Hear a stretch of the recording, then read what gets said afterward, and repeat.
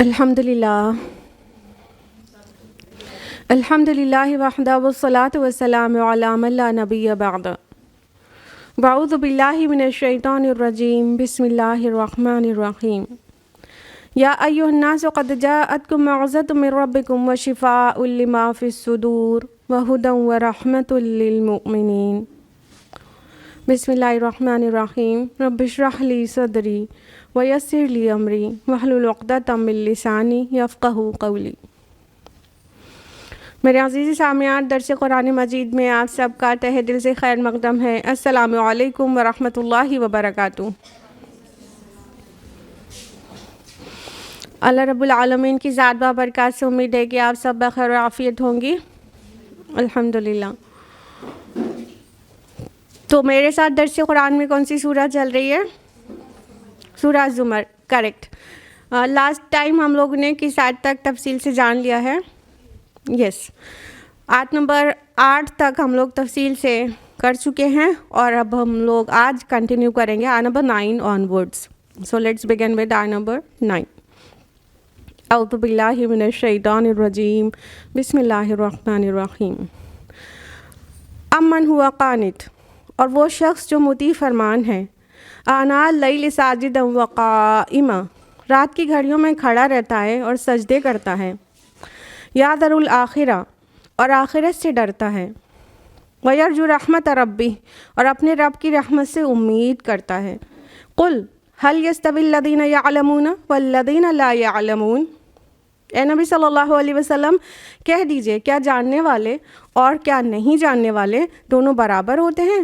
انما یتذکر اولو الالباب، اور نصیحت تو عقل مند ہی قبول کرتے ہیں۔ یہ بہت بیوٹیفل سی آیت تھی، آیت نمبر 9۔ یہاں پر اللہ تعالیٰ فرما رہے ہیں امن ہوا قانت آناء اللیل ساجدا وقائما، کیا وہ شخص جو رات کو اٹھ کر کھڑا رہتا ہے، قیام کرتا ہے اور سجدے کرتا ہے، اور آخرت سے ڈرتا ہے اور اپنے رب سے امید لگاتا ہے۔ اب یہاں پہ بات سٹاپ ہو گئی ہے، لیکن ایک چیز محذوف ہے، وہ یہ کہ کیا وہ برابر ہوتا ہے اس کی طرح جو اصحاب النار ہیں، جنہوں نے دنیا میں زندگی گزاری اپنی خواہش نفس کی پیروی کرتے ہوئے اور رسول کی ایک نہیں مانی، راتوں کو عبادت کرنے کے بجائے ہر راتوں کا آرام پسند کیا اور دن میں فساد پھیلانا پسند کیا۔ یہ سب انڈرسٹوڈ ہے، محذوف ہے یہاں پر کہ کمپیئر کیا جا رہا ہے۔ اس کا قرینہ موجود ہے وہاں کہ کیا جاننے والے اور نہیں جاننے والے برابر ہوتے ہیں۔ تو اس پہلے فقرے پہ بھی یہی تفصیل لگے گی کہ کیا یہ جو اللہ سے ڈرتا ہے، یعنی اتنا ضبط نفس ہے اس کے اندر، اور ایک دوسرا ہے نفس کا بندہ، دونوں برابر ہوتے ہیں کہیں؟ اللہ تعالیٰ نے ایک سوال کھڑا کیا ہے۔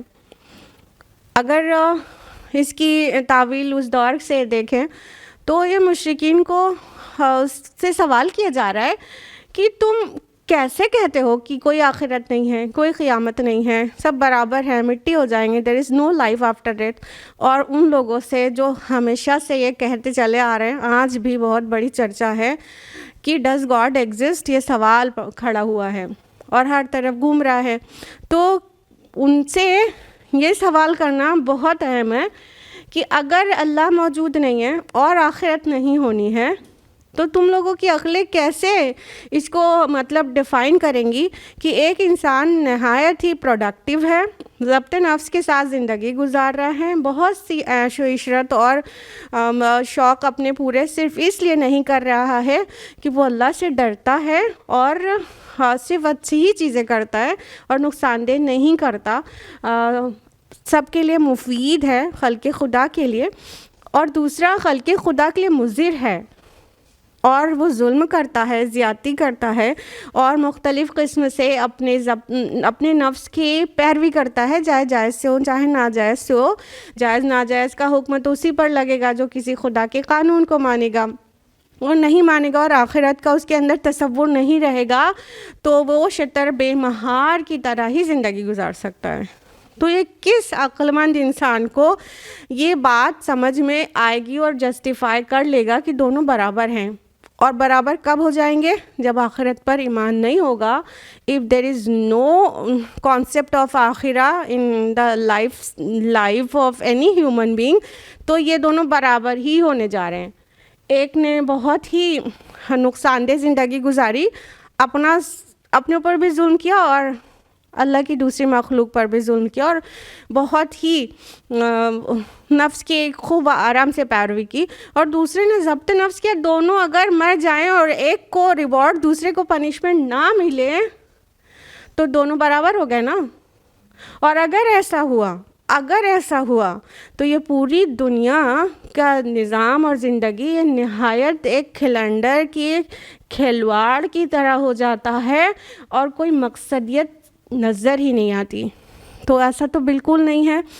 یہی سوال کھڑا کر کے سمجھانا مراد ہے کہ وہ لوگ جو علم رکھتے ہیں وہ ان کے برابر کبھی نہیں ہو سکتے. یہ تم بھی گواہی دو گے، کیونکہ بھائی اگر کوئی ایک ڈاکٹر ہے، میڈیسن کا علم ہے، تو ایک دیہاتی ہے، دونوں کو برابر کہو گے کبھی؟ تمہاری عقلیں کہیں گی کہ وہ دونوں برابر ہیں. ایک ایسٹرونامر ہے اور دوسرا ایک ایک ہوم میکر خاتون ہے جس کو اپنا کوکنگ وغیرہ ہی آتی ہے. ایسٹرونومی سے اس کا دونوں دور کا تعلق نہیں ہے. کیا دونوں برابر ہیں؟ تو علم والے اور علم نہیں رکھنے والے دونوں برابر نہیں ہوتے. یہ کوئی بھی کہے گا کہ ہاں دونوں برابر نہیں ہیں. یہاں پہ دیکھیں سوال یہاں پہ بھی ہے اور جواب نہیں دیا گیا. قل هل يستوي الذين يعلمون والذين لا يعلمون، کہ ان سے پوچھئے اے نبی صلی اللہ علیہ وسلم، ان سے پوچھئے کیا علم رکھنے والے، جاننے والے اور نہیں جاننے والے برابر ہوتے ہیں؟ کیا کسی کے بچے کی طبیعت خراب ہوگی تو وہ ایک پیڈیاٹریشین کے پاس جانے کے بجائے کسی گنوار کے جھوپڑے میں چلا جائے گا کیا؟ اگر دونوں کو برابر ہی بول دینا ہے تو نہیں، تو پھر جاؤ پھر اپنے بچے کو کسی اور سے بھی علاج کرا لو. لیکن آپ تو بالکل نہیں مانو گے کہ دونوں برابر ہیں. دونوں برابر ہی نہیں ہیں. پیڈیاٹریشین نے اس نے اتنے سال پڑھائی کی ہے اور تب وہ بچوں کا علاج کر سکتا ہے، اور دوسرا وہ چیزیں جانتا نہیں ہے، اس لیے برابر نہیں ہے دونوں. تو جب جاننے والے اور نہیں جاننے والے برابر نہیں ہیں، اس کا دیکھ جواب دیے بغیر مطلب انسانیت کی عقل کو مطلب وہ کیا گیا ہے، زندہ کیا گیا ہے اور متحرک کیا گیا ہے کہ انسان سوچے کہ دونوں برابر نہیں ہوتے ہیں.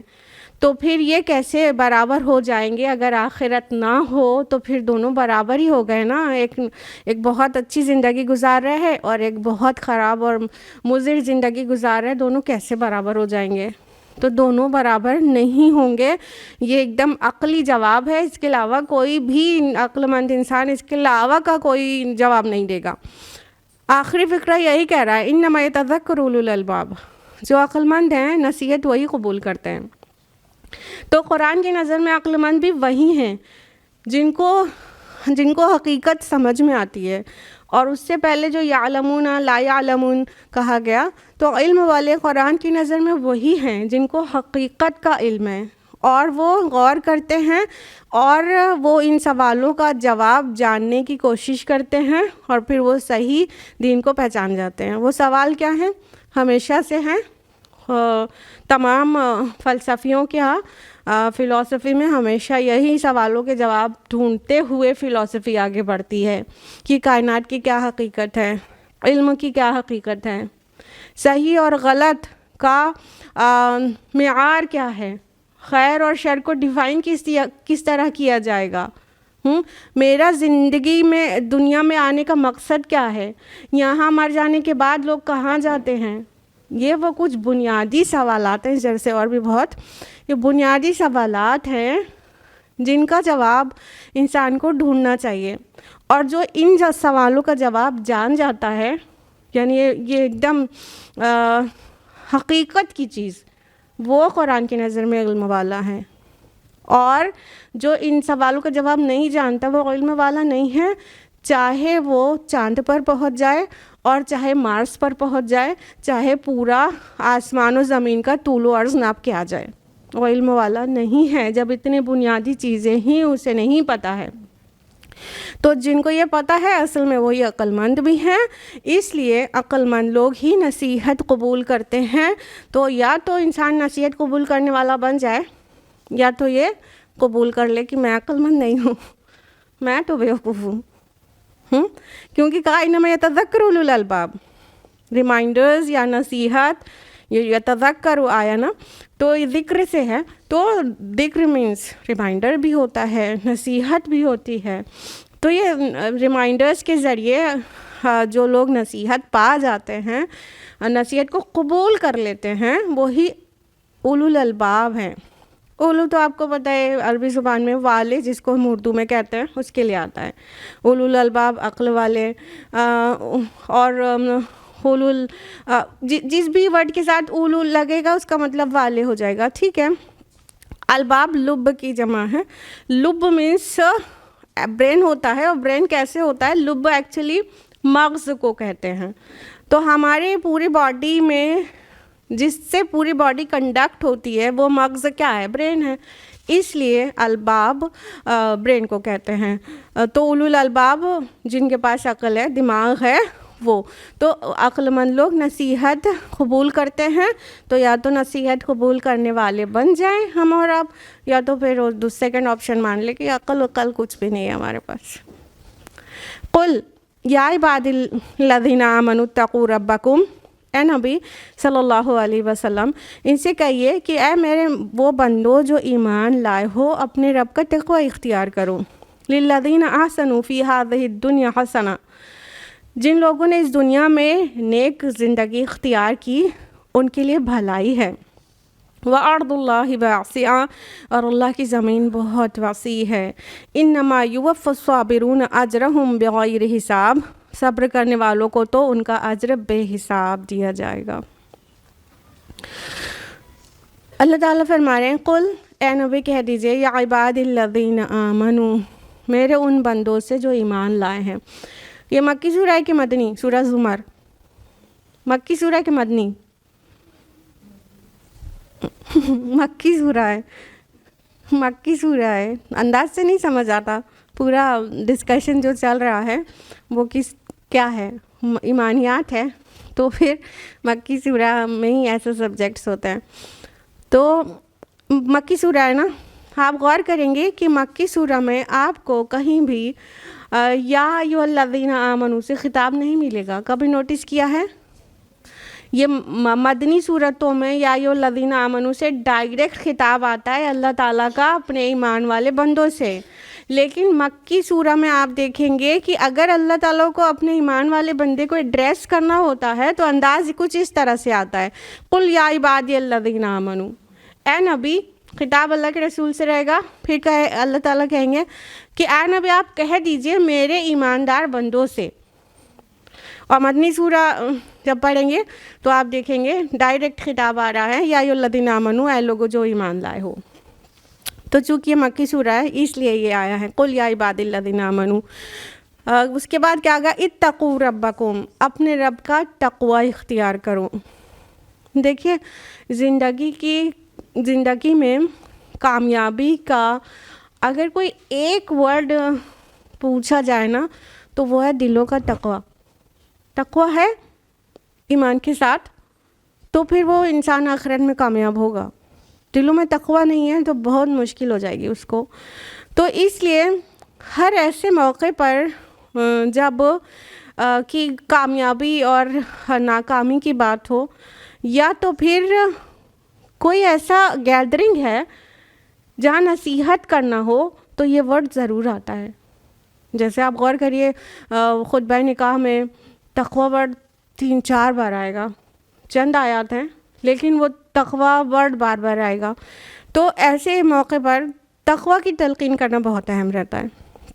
تو اللہ تعالیٰ کہہ رہے ہیں کہ اے نبی میرے ان بندوں سے کہہ دیجئے جو ایمان لائے ہیں، ایمان کا دعویٰ ہے، ان سے کہہ دیجئے اپنے رب کا تقوی بھی اختیار کرو۔ خالی ایمان کافی نہیں ہوگا نجات کے لیے، تقوی بہت ضروری ہے۔ تو اپنے رب کا تقوی، اتقوا ربکم جب کہا تو بہت واضح ہو گیا، تقوی اختیار کرنا ہے ربکم، اس کا جو تمہارا رب ہے، جو تمہارا پالن ہار ہے، جو تمہارا چیریشر سسٹینر ہے، اس لیے کیونکہ تمہیں وہ سب کچھ دے رہا ہے، اس سے ڈرو، اس کی کانشیسنس کے ساتھ زندگی بسر کرو۔ اور پھر فرمایا کہ جن لوگوں نے یہ دنیا میں اچھی زندگی اختیار کی ہے، بھلائی کا کام کیا ہے، تو ان کے لیے بھلائی ہی ہے.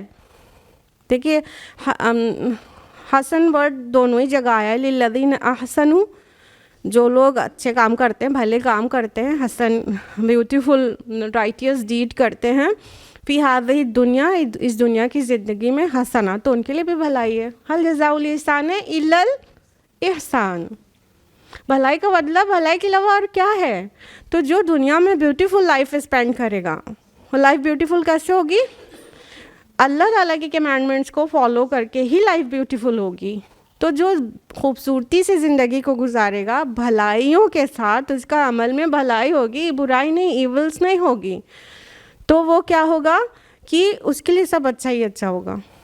بہت طرح سے اس کو سمجھ سکتا ہے انسان، اور عمل جب کرے تو محسوس کر سکتا ہے. ایک ہوتا ہے صرف کہنا اور پڑھنا، اور دوسرا ہوتا ہے کہ عمل کر کے اس کو محسوس کرنا. تو اتنے مفسرون تفاسیر لکھ کے چلے گئے نا، تو ان کو سمجھ میں آنے والا نہیں تھا قرآن جب تک وہ عمل نہیں کرتے. تو عمل سے یہ چیزیں محسوس ہوں گی. تو جب انسان دیکھے بھلائی کی طرف ہوتا ہے، اچھے کام کرتا ہے، تو دیکھیے دنیا میں بھی اس کی اچھائی کو قبول کرنے والے، اپریشیٹ کرنے والے لوگ ہوتے ہیں.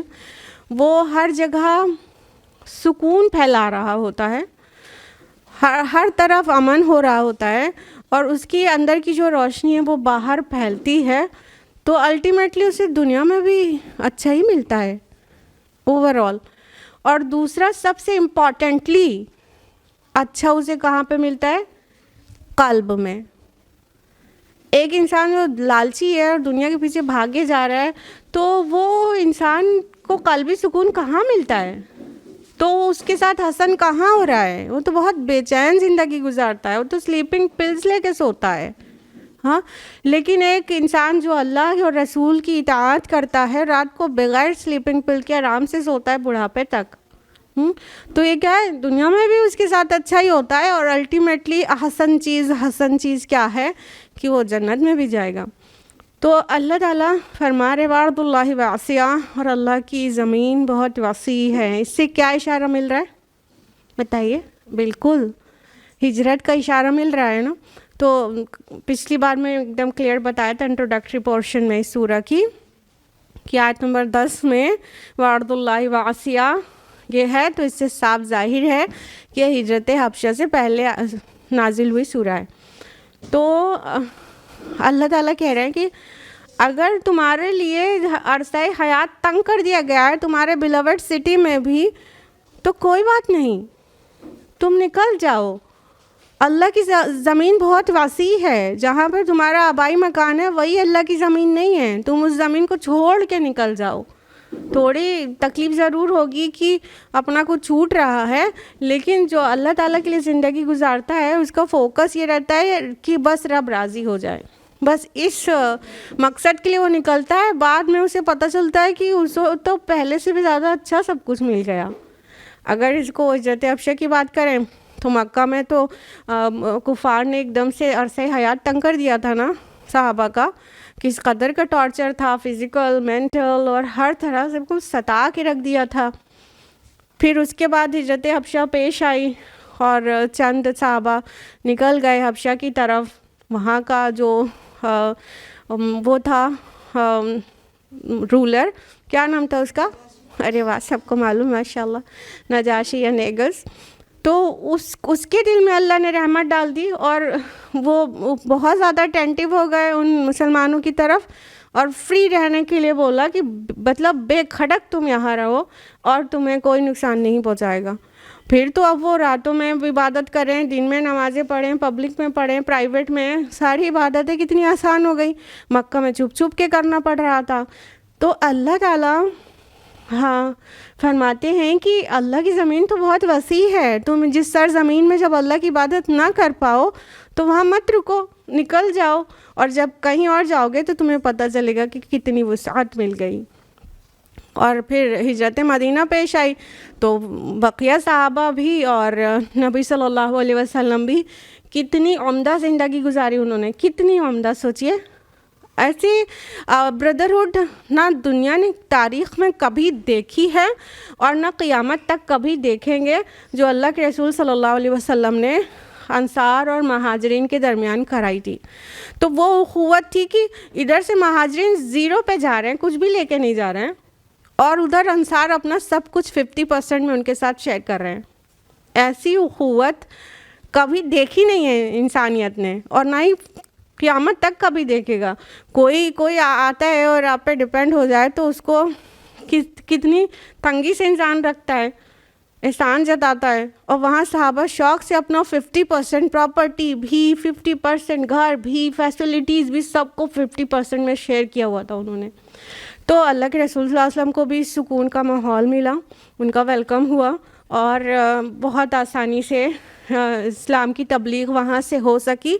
جو 13 سالوں میں شروع کیے جو کام بہت تھوڑا ہوا تھا, اگر اس کی انٹینسٹی دیکھیں گے تو بہت عمدہ تھا, کیونکہ مہاجر صحابہ کے برابر تو کوئی ہے ہی نہیں نا, اتنی تربیت ہو پائی تھی.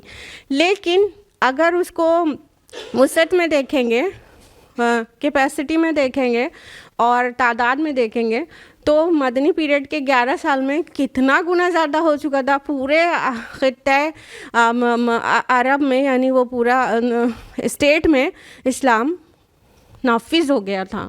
یہاں تو رہنا مشکل ہو رہا تھا مکہ میں, اور وہاں اسلام نافذ ہو گیا تھا قانون کی حیثیت سے. تو کتنا بڑا کام اللہ تعالیٰ نے کتنی آسانیاں کر دی مدینہ جانے کے بعد. اور پھر وہ مہاجر صحابہ بھی جوائن کر لیا تھا بعد میں انہوں نے مدینہ میں. نبی صلی اللہ علیہ وسلم کے شہدائی تھے, ان کو کہیں اور ٹکنا ہی نہیں تھا, واپس آ گئے سب مدینہ. تو بہرحال اللہ تعالیٰ کی زمین وسیع ہے, جو بیوٹیفل لائف اسپینڈ کرتا ہے تو اس کے لیے زمین میں تنگی کوئی نہیں ہے. اللہ تعالیٰ دوسری جگہ بھی اس کو اپنی پہلی جگہ سے بہتر فیسلٹیز عطا کر دیتا ہے. تو فرمایا کہ صبر کرنے والوں کے لیے تو بے حساب اجر ہے. اب دیکھیے اللہ کی زمین وسیع ہے, یہ تو خبر ہے, لیکن ظاہر ہے اپنی کوئی چیز چھوڑنا, پورے لینڈ پراپرٹی اور بزنس, اتنی چیزوں کو چھوڑنا کوئی آسان کام تو ہے نہیں نا. صبر کرنا پڑتا ہے, صبر چاہیے. ابھی آج کے سیناریو میں دیکھیے بھائی سے لڑا جا رہا ہے صرف تھوڑے سے پیس آف لینڈ کی وجہ سے, ہے نا. تو اتنی سی زمین کے لیے تو اتنا جھگڑا ہے یہاں پر, اور پورا گھر چھوڑ دینا, اور جمع بزنس جو ہے نا, آپ کسی بزنس مین سے بات کریے اگر آپ لوگ کے گھروں میں ہیں, کہ بہت سالوں سے اسٹیبلش کرنے کے بعد پھر بزنس سے کتنی محبت ہو جاتی ہے, اس کو ایک دم سے چھوڑ دینے کے لیے کہا جائے تو یہ کتنی بڑی آزمائش بن جائے گی. لیکن وہ سب کرنے کے بعد پھر اللہ تعالیٰ بہت بیوٹیفل لائف دیتے ہیں, لیکن اس میں صبر کرنا پڑتا ہے. اور پھر صبر کے لیے خوشخبری سنا دی گئی کہ بغیر حساب کے ان کو اجر دیا جائے گا. ایک ہوتا ہے اتنا اجر دیا جائے گا, اتنا اجر دیا جائے گا, یہاں پہ کہا بغیر حساب, بے حساب اجر دیا جائے گا. اور جب اللہ تعالیٰ بے حساب کہہ رہے ہیں تو ہم لوگ کو تو ناپ ہی نہیں سکتے. اللہ تعالیٰ لمیٹڈ بھی بتائیں تو ہم لوگ نہیں ناپ سکتے, کیونکہ وہ آخرت دنیا سے اتنی بہتر ہے اور اتنی پائیدار ہے. لیکن جب بغیر حساب کا ہیں تو انِمیجنیبل اجر دیا جائے گا جو ان کرائسس ٹائم سے گزر کر صبر کر لے. قل انی امرت ان اعبد اللہ مخلصا لہ الدین, اے نبی صلی اللہ علیہ وسلم ان سے کہیے مجھے حکم دیا گیا ہے کہ دین کو اللہ کے لیے خالص کر کے اس کی بندگی کروں. نبی صلی اللہ علیہ وسلم سے کہلوایا جا رہا ہے کہ آپ کہہ دیجئے کہ جو بات میں تمہیں جس چیزوں کا حکم دے رہا ہوں ایسا نہیں کہ میں نہیں کر رہا ہوں, سب سے پہلے مجھے حکم دیا گیا ہے کہ میں دین خالص کی پیروی کروں. اور دیکھیے مخلص اللہ الدین یہ ورڈ آپ کو اس سورہ میں بہت ریپیٹڈلی آتا ہوا ملے گا, اس لیے اس سورہ کا جو جسٹ ہے, جو اس سورہ کا عمود ہے, جو اس سورہ کی ایکسس ہے وہ ہے دین خالص. اور خالص اللہ کے دین کو خالص کر کے اس کی عبادت کرنا, یا یوں کہہ لیے ون ورڈ میں اگر کہیں تو اخلاص. تو اخلاص اس سورہ کی سمجھ لیجیے ٹاپک ہے. تو اللہ تعالیٰ نے اپنے نبی سے کہلوایا کہ آپ ان سے کہہ دیجئے کہ مجھے خود حکم دیا گیا ہے کہ میں اللہ کے دین کو بالکل خالص کر کے صرف اللہ کی عبادت کروں، اس میں کوئی ملاوٹ کا شائبہ تک نہ رہے. کیونکہ اللہ کو ماننے والے تو اور بھی ہیں، لیکن وہ اللہ ہی کے ساتھ تو پارٹنرز ایسوسیٹ کر لیتے ہیں، یہ کہہ کے نہیں خالق مالک تو وہی ہے، پروردگار وہی ہے، سب ہے، لیکن یہ کیا ہے، یہ لوگ سفارشی ہیں. بس وہیں سے غلط ہو جاتا ہے. پھر ان کی بھی نذرانے پیش کرنے لگتے ہیں، ان سے دعائیں کرنے لگتے ہیں. تو یہ دین خالص تو بالکل نہیں ہوا. دین خالص یہی ہے کہ ہم توحید کے تینوں ہی اقسام کو کنسولیڈیٹ کر کے اللہ کے لیے خاص کر دیں، اور اپنے ہر عمل کو، اپنی ہر اطاعت کو خالصتاً اللہ کی رضا کے لیے کریں. دیکھیں، اگر اللہ تعالیٰ کے ساتھ کوئی اور کو شریک کر لیا جائے گا ذہن میں بھی کسی عمل کو کرنے میں، تو ایسا نہیں ہوگا کہ اللہ تعالیٰ آدھا ہی اجر دے گا، اس کا 0 اجر ملے گا. اگر انسان سوچے، جیسے اللہ کے رسول سے بہت بار یہ سوال کیے گئے ہیں کہ کوئی ہجرت کرنا چاہتا ہے، اس کا ارادہ ایک عورت سے نکاح کرنے کا بھی ہے وہاں پر اور اللہ کے لیے بھی ہے، تو کیا اسے اجر ملے گا؟ اللہ کے رسول نے کہا کچھ بھی نہیں ملے گا. تو کسی بھی اچھے کام میں نیت کو اگر کسی اور کے لیے بھی کوئی اور دنیاوی چیز شامل کر لیا جائے تو پھر اس کو اجر نہیں ملے گا. رمضان آنے والے ہیں اور انسان سوچے کہ ہم روزہ رکھیں گے تو اللہ تعالیٰ بھی خوش ہوگا اور میرا باڈی فگر بھی بالکل صحیح ہو جائے گا. پھر وہ روزہ تو پھر آپ کا باڈی فگر کے لیے ہی ہو جائے گا. اللہ تعالیٰ کو ایسے ملاوٹی عمل ضرورت ہی نہیں ہے اللہ تعالیٰ کو. تو کوئی بھی چیز میں جب تک اللہ کے لیے خلوص نہ ہو تب تک وہ دیکھنے میں چاہے جتنا بڑا کام ہو، چاہے جتنی بڑی عبادت ہو، قبول نہیں ہوگی.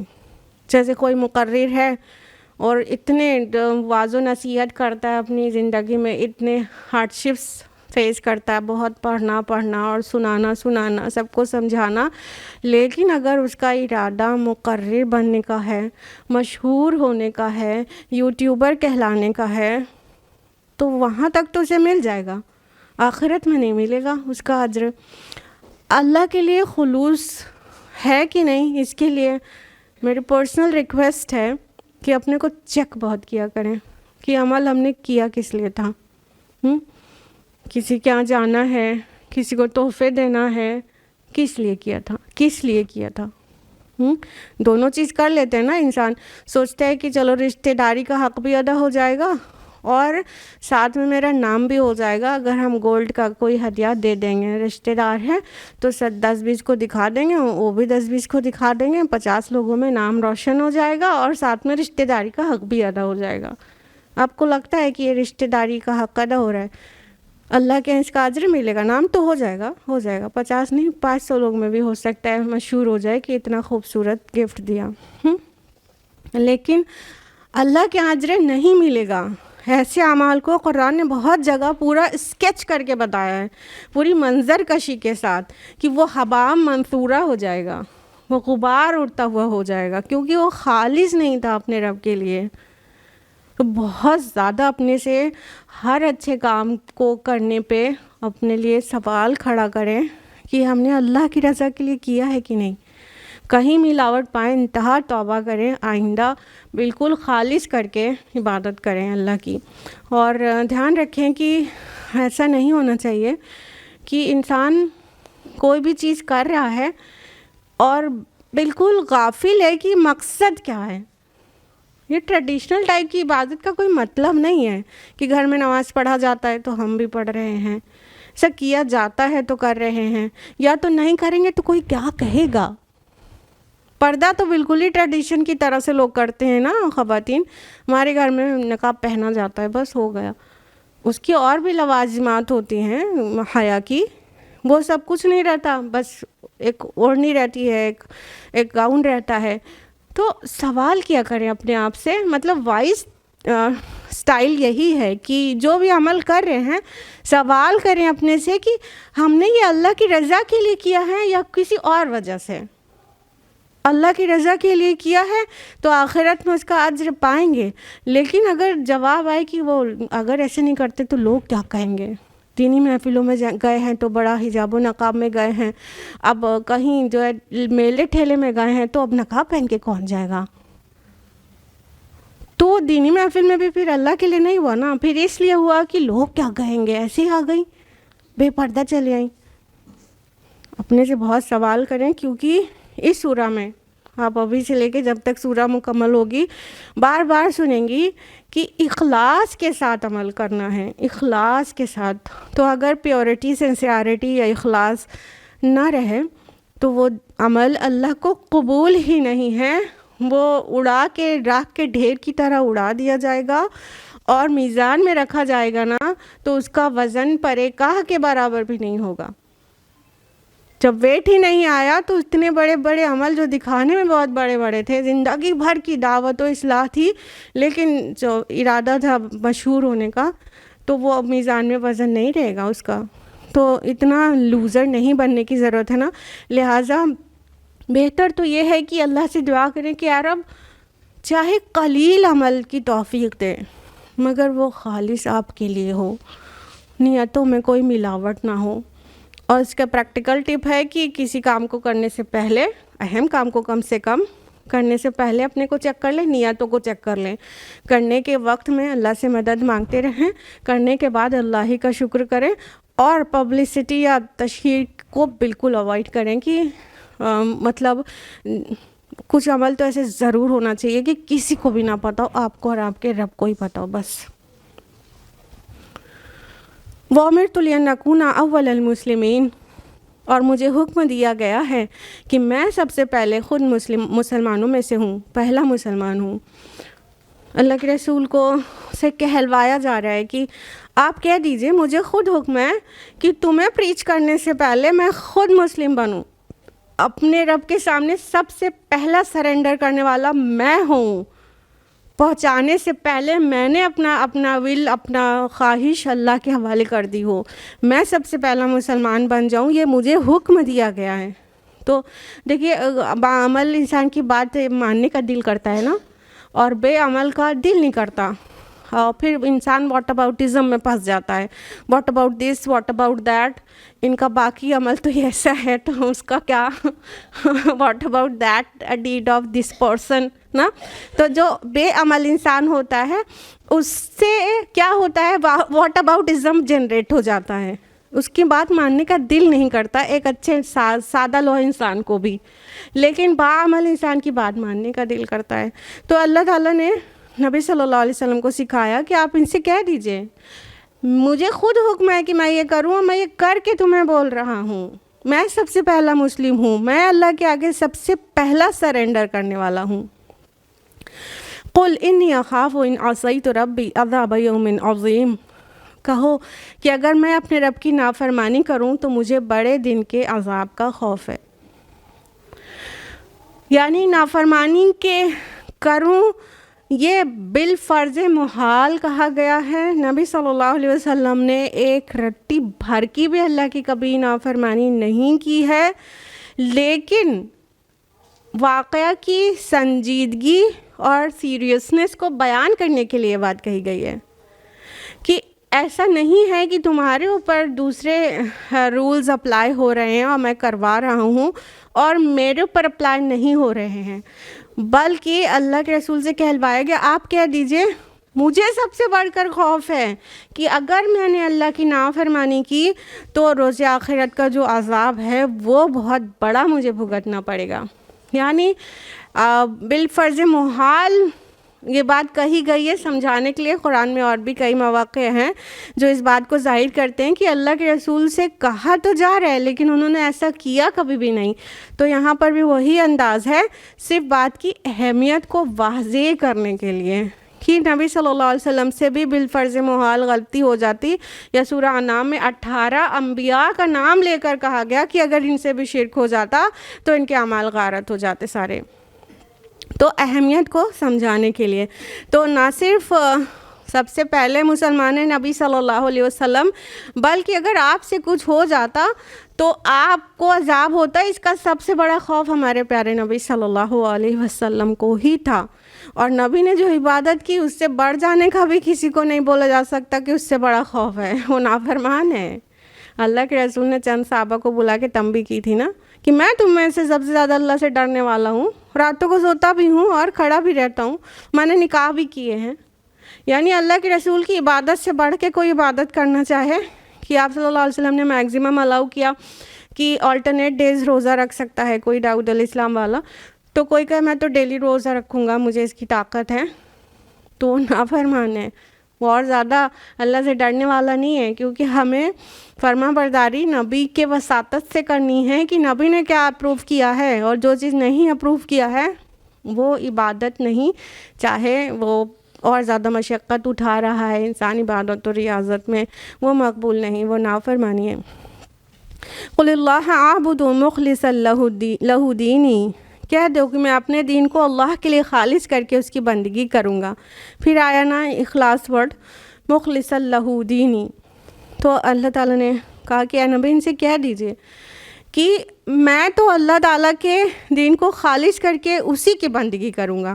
اب اس میں بیزاری کا اعلان ہے کہ میں تو یہی کروں گا، میں تمہیں پریچ کر رہا ہوں، میں تو یہی کروں گا خالص کر کے. فَاعْبُدُوا مَا شِئْتُم مِّن دُونِی، تم اس کے سوا جس کی بندگی کرنا چاہو کرتے رہو.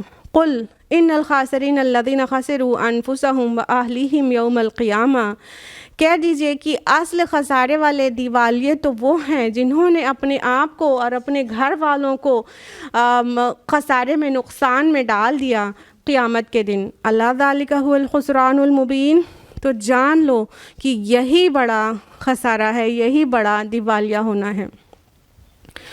اب دیکھیے یہ اعلان برات ہے، یہ نہیں کہ سب کو فری ول دی جا رہی ہے اس طرح کی کہ جو جس کا جی چاہے توحید پہ رہے اور جس کا جی چاہے وہ شرک پہ ہو. نہیں، یہ پیغام پہنچا دینے کے بعد والی فری ول ہے کہ میں تو اللہ ہی کی عبادت کروں گا خالص کر کے اس کے دین کو، اور تم جو چاہے پھر تم جس کی چاہے عبادت کرو.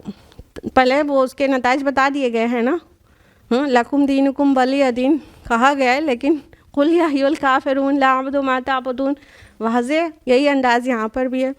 پہلے اہمیت بتا دی گئی ہے، خسارہ بتا دیا گیا ہے، پھر اب فری ول ہے وہ وہاں سے ہے کہ دین میں کوئی بھی زبردستی نہیں ہے. تو یہ وہ والی فری ول ہے، یہ نہیں کہ سبھی آپشنز برابر ہیں. 4 آپشن ہیں، آپ چاہیں تو اللہ کی عبادت کریں، آپ چاہیں تو سورج کی کریں، آپ چاہیں تو بتوں کی کریں، اور آپ چاہیں تو آگ کی کریں، چاہے جو سا چوز کر لو. یہ والا آپشن نہیں ہے. آپشن یہ والا ہے کہ ایکچولی تو تمہیں صرف اللہ ہی کی عبادت کرنی چاہیے، میں بھی کرتا ہوں اور میں تو کروں گا، پھر تم جو چاہے کرتے رہو. یعنی تم غلط کرو گے تو میں نہیں کرنے لگوں گا. اور پھر اس کی سنگینی مزید بتائی گئی کہ ان سے کہہ دیجئے سب سے بڑے خسارے والے، جس کو اردو میں اور زیادہ بہتر ادا کرنے کے لیے کہیں گے دیوالیہ ہونا.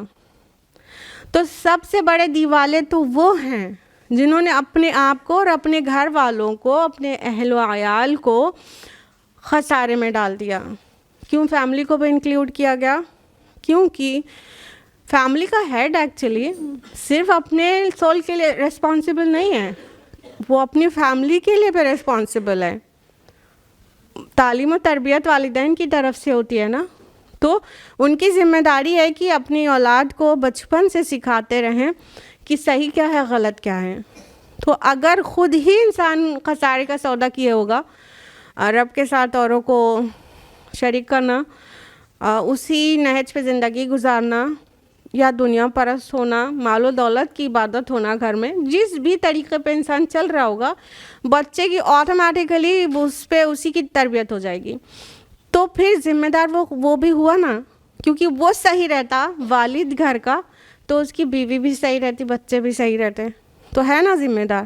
تو فیملی کے لیے ڈیفینیٹلی اکاؤنٹیبل ہے. اس سے واضح الفاظ میں صحیح بخاری کی حدیث ہے کہ کلکم راعٍ، تم میں سے ہر ایک نگراں ہے، راعی ہے، چرواہا ہے. وَكُلُّكُمْ مَسْئُولٌ عَنْ رَعِيَّتِهِ، اور تم میں سے ہر ایک سے اس کی رعیت کے بارے میں پوچھ گچھ ہوگی. اور واضح ہو گیا، یعنی فیملی کے لیے بھی رسپانسیبل ہو جاتے ہیں پیرنٹس جب ان کے یہاں اولاد ہو جائے، تو اپنے لیے ذمہ دار ہے، فیملی کا ہیڈ اپنی بیوی کے لیے، اپنے بچوں کے لیے بھی ذمہ دار ہے۔ تو سب سے بڑا خسارے والا کون ہے؟ جس نے اپنے آپ کو خسارے میں ڈالا اور اسی کے خسارے کا سودا کرنے کی وجہ سے اس کے فیملی کے لوگ بھی خسارے میں چلے گئے۔ تو ایسے ہی لوگ سب سے بڑے دیوالیے ہیں، یہی کھلا خسارہ ہے، یہی بڑا نقصان ہے۔ اور کامیابی کیا ہے؟ جنت پانا۔ جو آگ سے بچ گیا اور جنت میں چلا گیا وہ کامیاب ہے، اسی کو کامیاب کہا گیا ہے۔ اور جو آگ سے اپنے کو نہیں بچا پایا وہی سب سے بڑا خسارے والا ہے، نقصان میں ہے، دیوالیہ ہے۔ اور اللہ تعالیٰ نے دیکھیے زور دیکھیے، کلام کا زور دیکھیے، اگر آپ کو محسوس ہو پاتا ہو کہ کس طرح سے کلام میں زور پیدا کیا ہے، اللہ کو ایڈ کر کے، اللہ جان لو، سن لو، مان لو، ہوش میں آ جاؤ، غور کرو، اٹینٹیو ہو جاؤ۔ اللہ کے یہی سب معنی ہوتے ہیں۔ ذالک هو الخسران المبین، ذالک بھی آیا، ہوا بھی آیا، ابھی تاکید پر تاکید آ رہی ہے۔ خسران ورڈ آیا، آگے مبین بھی آیا کہ واضح، کھلا ہوا، اوپن، کلیئر، گھاٹا۔ تو اتنی تاکید کے ساتھ یہ فکرہ ہے کہ یہی سب سے بڑا خسارہ ہے جو روز قیامت اپنے آپ کو آگ سے نہ بچا پائے۔ تو یہ سب سے بڑا خسارہ ہے۔ کانٹیکسٹ کیا چل رہا ہے؟ جس کے اندر اخلاص نہیں ہوگا وہ خسارے میں پڑ جائے گا۔ لَهُم مِّن فَوْقِهِمْ ظُلَلٌ مِّنَ النَّارِ وَمِن تَحْتِهِمْ ظُلَلٌ، ان پر آگ کا سایہ اوپر سے بھی ہوگا اور نیچے سے بھی۔ ذَلِكَ يُخَوِّفُ اللَّهُ بِهِ عِبَادَهُ، یہی ہے وہ انجام جس سے اللہ تعالیٰ اپنے بندوں کو ڈراتا ہے۔ یا عبادی فاتقون، ہے میرے بندو بچ جاؤ، میرے غضب سے بچ جاؤ۔ اب دیکھیے اس میں ڈراوا بھی ہے اور نصیحت میں ایک انتہا درجے کی محبت بھی ہے، اگر آپ محسوس کریں۔ دیکھیے فرمایا کہ یہ جو خسارے میں پڑے نا لوگ، ان کے اوپر بھی آگ کا سایہ ہوگا اور نیچے بھی۔ ظلل جو ہے، ظلہ کی جمع ہے، ظلہ مینس سایہ ہوتا ہے، چھتری ہوتی ہے، کینوپی ہوتی ہے جو اوور ہیڈ ہوتی ہے، اس کو ظلہ کہتے ہیں۔ تو وہ جو سائبان ہیں وہ بھی آگ کا ہوگا، اور پیر کے نیچے سے بھی آگ ہوگی، اوپر سے بھی آگ، نیچے سے بھی آگ، اوپر سے سایہ کیے ہوئے، نیچے سے بھی گھیرے ہوئے، ان کے پیر کے نیچے سے بھی آگ، ہر طرف سے آگ لپیٹے ہوئی ہوگی۔ اور فرمایا کہ اسی چیز سے اللہ ڈراتا ہے۔ اب دیکھیے ابھی آگ میں جانے کا ٹائم نہیں آیا، آپ ابھی اس وقت اس کتاب میں اس آیت کو سن رہی ہیں، ہے نا، ابھی ٹائم بچا ہے نا۔ اللہ تعالیٰ کہہ رہے ہیں اسی سے اللہ تعالیٰ تم کو ڈراتا ہے، یعنی اپنا یہ انجام ہونے سے بچا لو، آگ والے مت بنو۔ اور پھر دیکھیے کتنی محبت بھرے انداز میں ہے، یا عبادی فاتقون، ہے میرے بندو بچ جاؤ، تقوی اختیار کرو، ڈرو، بچا لو اپنے آپ کو۔ کتنی محبت کا پتہ چل رہا ہے اسی آیت میں ہے یہ بات، جہاں پہ آگ سے ڈرایا جا رہا ہے، پورا منظر کو ایک دم اسکیچ کر کے، کیا لہم من فوقہم ظلل من النار ومن تحتہم ظلل، ایک دم ہیبت طاری ہونے والا فقرہ ہے کہ جن کے اوپر سے آگ کا سایہ ہوگا اور جن کے نیچے سے بھی ہوگا آگ ہی آگ، اور اسی سے اللہ ڈراتا ہے۔ ابھی انجام نہیں ہوا، آپ سب ہم سب یہاں پر زندہ دنیا کی زندگی میں ابھی باقی ہیں، ابھی نہیں دیر ہوئی۔ یا عبادی فاتقون، اے میرے بندو، مطلب انداز بھی دیکھیے، ایڈریس تو غلط کاروں سے ہے لیکن ان کو بھی کتنی ہی محبت سے اللہ تعالیٰ کریں، یا عبادی، اے میرے بندوں، فتقون، بس تم تقوی اختیار کرو، بس تم بچ جاؤ۔ یہاں پہ تقوی اختیار کرو مین میننگ نہیں ہوگی، یہاں پہ بچ جانا مین میننگ ہوگی، بچا لو اپنے آپ کو آگ سے، بچ جاؤ اس خسارے سے جس سے تمہارا رب ڈرا رہا ہے۔ اب بتائیے جہنم کا کریٹ ہونا لوگوں کے لیے ایک سوال بنا رہتا ہے، لیکن کیا اللہ تعالیٰ بڑے شوق سے کسی کو جہنم میں ڈالے گا؟ دیکھ تو یہاں پہ اس کا بالکل الٹا ہے کہ اللہ تعالیٰ بس چاہتے ہیں بس اس آگ سے بچ جائے میرا بندے، بس بچ جائے میرے بندے. اتنی تاکید کے ساتھ ہدایت کی باتیں بھیجی گئی ہیں، اور مطلب خوف والی آیت میں بھی اتنی محبت. انسان کو محسوس کرنا چاہیے، تھوڑی دیر قرآن کے ساتھ اکیلے ہو کے آنسو گرنا چاہیے اور اپنے رب سے باتیں کرنا چاہیے. والذین اجتنبوا الطاغوت ان یعبدوها وانابوا الی اللہ لہم البشری فبشر عباد. بخلاف اس کے جن لوگوں نے طاغوت کی بندگی سے اجتناب کیا اور اللہ کی طرف رجوع کر لیا، ان کے لیے خوشخبری ہے، بس بشارت دے دو میرے ان بندوں کو.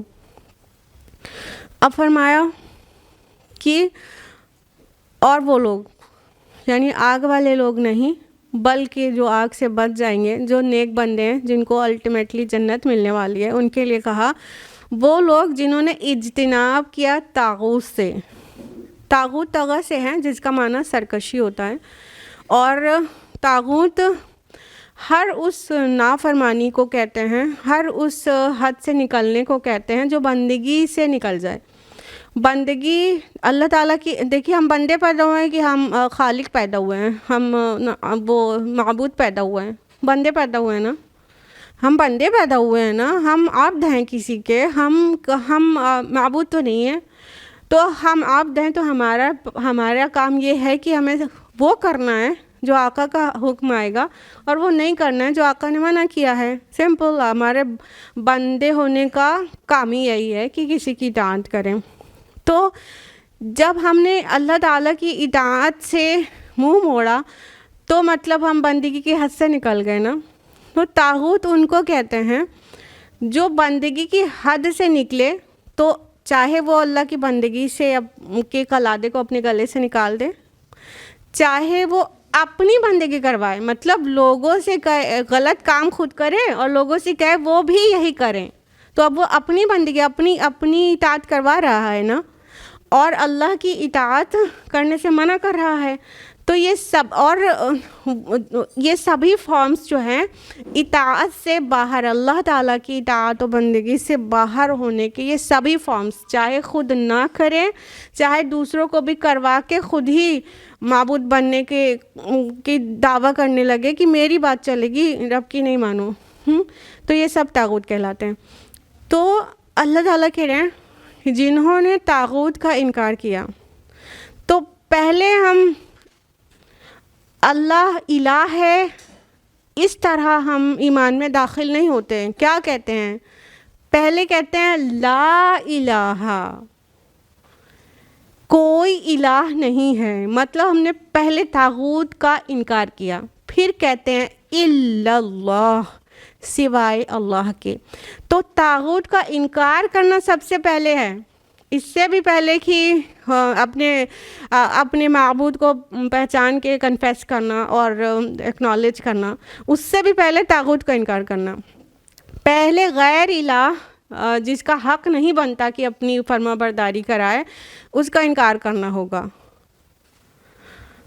تو فاجتنبوا الطاغوت ویؤمن باللہ فقد استمسک بالعروۃ الوثقی، سورہ بقرہ کی آیت نمبر 256 نا، کہ جس نے طاغوت کا انکار کیا اور اللہ کو الہ مانا، اس نے ایک مضبوط کڑے کو تھام لیا جو ٹوٹنے والا نہیں ہے.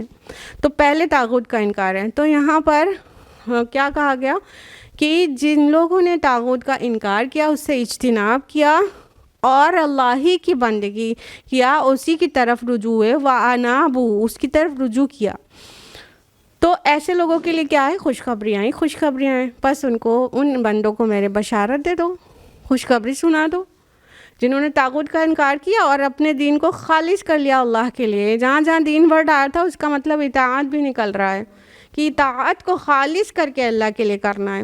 تو جنہوں نے ایسا کیا تو پھر ان کے لیے بشرا ہے، خوشخبری ہے.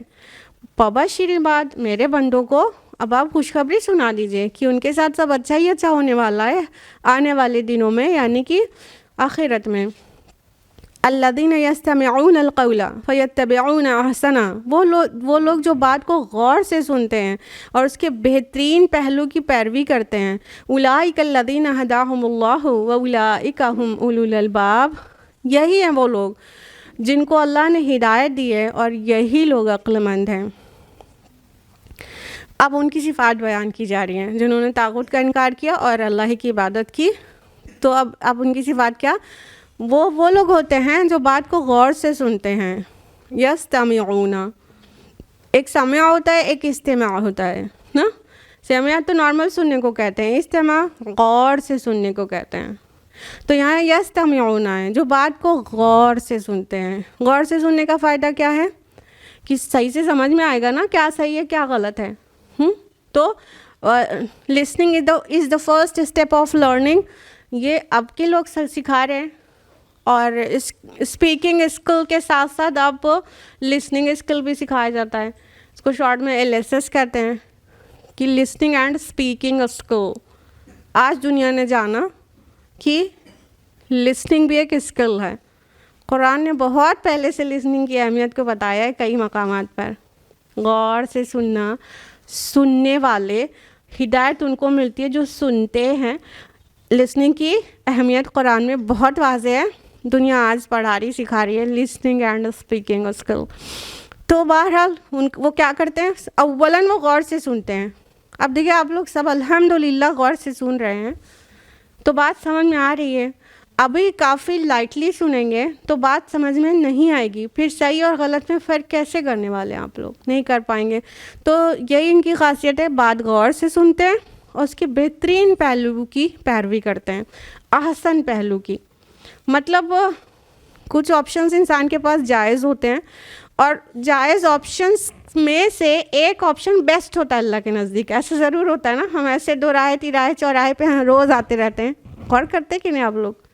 کئی آپشنز ہیں، یہ کریں کہ نہیں کریں، یا اس کے علاوہ بھی یہ کریں کہ یہ کریں کہ یہ کریں. پھر آنکھ بند کر کے سوچتے ہیں اللہ تعالیٰ کو کیا پسند ہے سب سے زیادہ.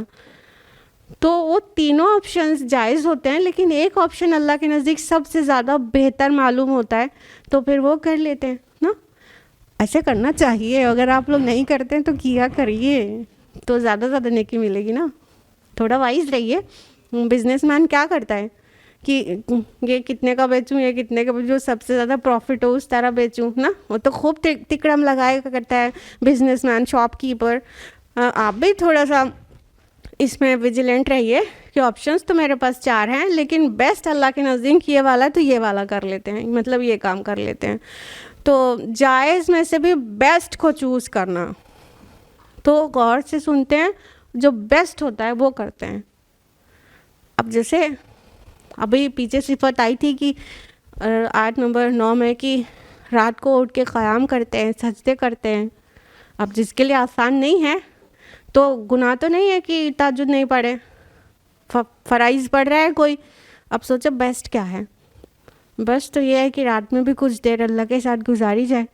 تو بیسٹ کریں، پا جائیں اپنے بیسٹ آپشن کو ہمیشہ.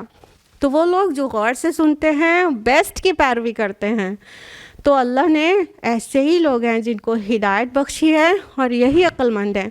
دیکھو نا، ہم ساری عقلیں جو دنیا کے فائدے وائدے پہ لگاتے رہتے ہیں، آخرت کے فائدے پہ بھی خوب عقلیں لگایا کریں. اللہ تعالیٰ ان کو اولو الالباب کہہ رہا ہے کہ عقل مند لوگ. ابھی پیچھے یہ ورڈ آ چکا، پھر سے آ گیا کہ دانش مند، عقل مند، وائز، انٹیلیجنٹ وہی ہیں. جینیس جن کو کہتے ہیں وہ وہی جینیس ہیں جو لوگ بیسٹ کی پیروی کر کے سب سے وزنی نیکی اپنے نامہ اعمال میں لکھوا لیتے ہیں. تو ایسے ہی لوگ ہیں جو بہت عقل مند ہیں اور اللہ کو پسند رہیں گے. افمن حق علیہ کلمۃ العذاب افانت تنقذ من فی النار. اے نبی صلی اللہ علیہ وسلم، اس شخص کو کون بچا سکتا ہے جس پر عذاب کا فیصلہ چسپا ہو چکا ہو؟ کیا تم اسے بچا سکتے ہو جو آگ میں گر چکا ہو؟ اب دیکھیے اس میں ہمارے نبی کی تڑپ کا پتہ چلتا ہے. کس پر عذاب کا فیصلہ چسپا ہو گیا ہے؟ وہی لوگ جن کو آدم اور ابلیس کے جو ڈائیلاگ ہے اس میں اللہ نے ڈکلیئر کر دیا تھا کہ تم اور تمہاری پیروی کرنے والے جنوں میں سے ہوں یا انسانوں میں سے سب کو آگ میں ڈال دیں گے. تو تو جو ان کی پیروی کر رہا ہے وہ آگ میں بس جانا ہی چاہتا ہے، بس وہ جھکنا ہی چاہتا ہے آگ میں، اپنے ہی آپ کو نہیں بچانا چاہتا. تو اے نبی آپ نہیں بچا سکتے، آپ اسے ہدایت نہیں دے سکتے، آپ اسے راستہ کیسے دکھا سکتے ہیں جو آگ میں خود ہی گرنا چاہتا ہو. اس کے مطلب سائیڈ میں کیا پتہ چل رہا ہے کہ میرے نبی صلی اللہ علیہ وسلم کو جو لوگ ہدایت پہ نہیں آ رہے ہیں ان کی بڑی فکر رہتی تھی کہ بس یہ بھی آگ سے بچ ہی جائیں، بس یہ بھی خسارے سے بچ جائیں، بس یہ کسی طرح راہ راست پر آ جائیں، یہ صحیح دین کو پہچان جائیں، قبول کر لیں. تو اللہ تعالیٰ کہہ رہے ہیں کہ آپ اس کو بچا لیں گے، اپنی خواہش سے بچا لیں گے، دعاؤں سے بچا لیں گے. جب تک انسان کے اندر یہ خواہش نہ ہو کہ اللہ تعالیٰ ہدایت کا راستہ مجھ پر واضح کر دے، تب تک اسے ہدایت تو مل چکی. ہدایت کے لیے طلب ہدایت ضروری ہے. تو جو ہدایت کا طالب ہی نہ ہو، اس کو آگ سے بچنے کا کوئی انٹرسٹ ہی نہ ہو، تو اس کو آگ سے تو نبی بھی نہیں بچا سکتا. اللہ تعالیٰ کہہ رہے ہیں کہ آپ اس شخص کو بچا سکتے ہیں جس پر آگ کا فیصلہ ہو چکا ہو. ایک دم بری طرح سے ڈرایا جا رہا ہے کہ رسول کی نافرمانی کرنے والوں سوچ لو کہ تمہارے اوپر آگ کا فیصلہ ہو چکا ہے، حالانکہ نبی خواہا ہے کہ تم جہنم میں نہ جاؤ. لیکن الذین اتقوا ربہم لہم غرف من فوقہا غرف مبنیۃ تجری من تحتہا الانہار وعد اللہ لا یخلف اللہ المیعاد. البتہ جو لوگ اپنے رب سے ڈر کر رہے ان کے لیے بلند عمارتیں ہیں، بالا خانے ہیں، منزل کے اوپر منزل جن کے نیچے نہریں بہہ رہی ہوں گی. یہ اللہ کا وعدہ ہے، اللہ کبھی اپنے وعدے کی خلاف ورزی نہیں کرتا. اب دیکھیے پیچھے جہاں آگ کے عذاب کی بات ہوئی تھی تو جو ان کے مستحق ہیں جہنم کا پورا اسکیچ کیا گیا تھا کہ جیسے دیکھ ہی رہا ہو انسان کے اوپر سے آگ نیچے سے آگ. التصویر الفنی فی القرآن، جو پورا منظر کشی کر دیتا ہے قرآن. تو اس کا سائملٹینیس کنٹراسٹ بھی آنا چاہیے. تو جو لوگ نے اپنے آپ کو طاغوت سے بچا کے اس کا انکار کر کے اللہ کی عبادت کی، ان کی جو کامیابی ہے، جو بشرا ہے، جو ان کی خوشخبری ہے وہ کیا ہے؟ وہ لوگ جو اپنے رب کا تقوی اختیار کرتے ہیں ان کے غرف من فوقہا غرف، ان کے اوپر اسکائپرز ہوں گے، بڑی اونچی اونچی عمارتیں جو ایک کے اوپر ایک بنی ہوں گی. غرف کس کو کہتے ہیں؟ ہاں کمرہ، لیکن گراؤنڈ فلور کو نہیں کہتے ہیں. گراؤنڈ فلور کو کے اوپر بنے کمرے کو کیا کہتے ہیں؟ حجرہ. حجورات اسی سے ہے نا پلیورل. حجرہ گراؤنڈ فلور پہ بنے ہوئے روم کو کہتے ہیں، چھوٹے چھوٹے کمروں کو. اور غرف بالا خانوں کو کہتے ہیں، اپر سٹوری کو کہتے ہیں. تو وہاں پر اوپر والی سٹوری میں جا کے سین بہت اچھا دکھتا ہے نا، تو اوپر رہنے میں زیادہ انٹرسٹ لیتے ہیں لوگ. یہاں پہ اپنے بڑے مکان میں کرایہ دار بھی رکھتے ہیں لوگ، تو گراؤنڈ فلور پہ کرایہ دار، اوپر خود ایسا ہی کرتے ہیں زیادہ تر لوگ. اس سے الٹا کبھی ہی ہوتا ہے. بہرحال تو اوپر کا سین کی تو بات ہی کیا کہنی، پھر جنت. تو شوق دلایا گیا ہے کہ جو اپنے رب سے ڈر کے زندگی گزارتے ہیں ان کے پاس اسکائپرز ہوں گے، مطلب ملٹی سٹوری بلڈنگس ہوں گی. اوپر سے بالا خانے، اوپر سے دیکھیں گے سین، اور نیچے نہریں بہہ رہی ہیں. اب نیچے سے مراد اس بالا خانے سے نیچے بھی ہوگا، اور کتنی جگہ بالا خانوں کے بغیر تحت الانہار آتا ہے نا، تو ایسا بھی ممکن ہے کہ پیر کے نیچے ہی پانی بہہ رہا ہو، اب پیر بھیگ نہیں رہے ہوں. جی ہاں، امیجن کریے پیر کے نیچے ہی پانی بہہ رہا ہے اور اسی پہ چل رہے ہیں، لیکن نہ ہی آپ ڈوب رہے ہیں، نہ بہہ رہے ہیں، اور نہ بھیگ رہے ہیں. تو نیچے جس کے نہریں بہہ رہی ہوں گی. اور اللہ تعالیٰ کتنی زوردار طریقے سے یہ بات کہہ رہے ہیں، وعد اللہ، اللہ کا وعدہ ہے، لا یخلف اللہ المیعاد، اور اللہ تعالیٰ اپنے وعدے کی خلاف ورزی کبھی نہیں کرتا.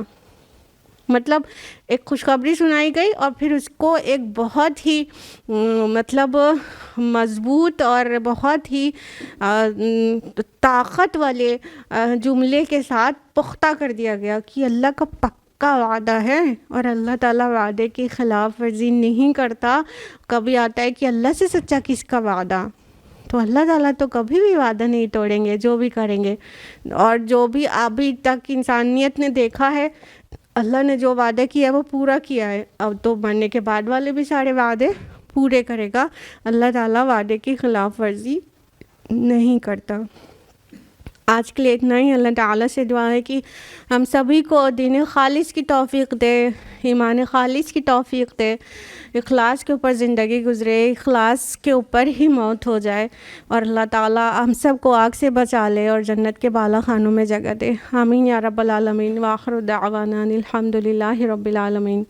والسلام علیکم ورحمۃ اللہ وبرکاتہ.